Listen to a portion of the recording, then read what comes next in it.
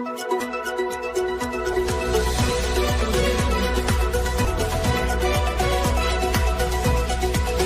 મિત્રો, હું છું એન્કર અમિતા પટેલ. આપ જોઈ રહ્યા છો મુંબઈ તરંગ ગુજરાત ન્યૂઝ.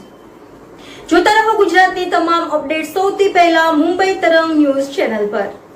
દક્ષિણ ગુજરાતમાં છેલ્લા 24 કલાકથી સતત જે વરસાદ છે તે વરસાદ વરસી રહ્યો છે, ત્યારે સુરતની અનેક ખાડીઓ છે તે અત્યારે હાઈ લેવલ પર જોવા મળી રહી છે અને થોડા વિસ્તાર છે જ્યાં અત્યારે પાણી છે તે ભરાઈ ચૂક્યા છે. આપ જોઈ શકો છો આ લાઈવ દ્રશ્ય.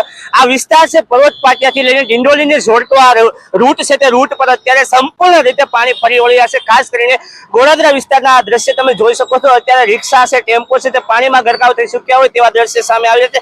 ખાસ કરીને પાણી ભરાવાના કારણસર આ ટ્રાફિક છે તે ટ્રાફિક જામના દ્રશ્ય પણ અહીંયા સર્જાય છે. તેને પોલીસ દ્વારા અત્યારે ટ્રાફિકનો નિકાલ છે તે કરવામાં આવી રહ્યો છે. ખાસ કરીને વાત કરવામાં આવે તો આ BRTS જે મગોબ પર્વત ખાડી બ્રિજ છે તે BRTS જે રૂટ છે તે રૂટ પર અત્યારે પાણી ફરી વળ્યા છે અને વાહન ચાલકોને અહીંયાથી પસાર થવામાં પણ મુશ્કેલી પડી છે.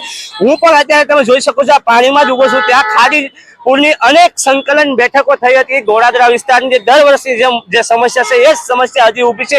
કોઈ નિરાકરણ કરવામાં નથી આવ્યું. ફક્ત ને ફક્ત કાગળ પર જે વાતો છે તે કરવામાં આવતી હોય છે. દર વખતે કરોડોના બજેટ પણ ફાળવવામાં આવતા હોય છે, પણ કોઈ જાતનું ખાડીપુરનું નિરાકરણ નથી આવતું.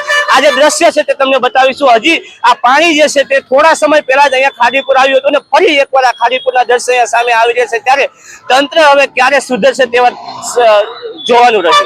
વિજય મકવાણા, મુંબઈ તરંગ ન્યૂઝ, સુરત.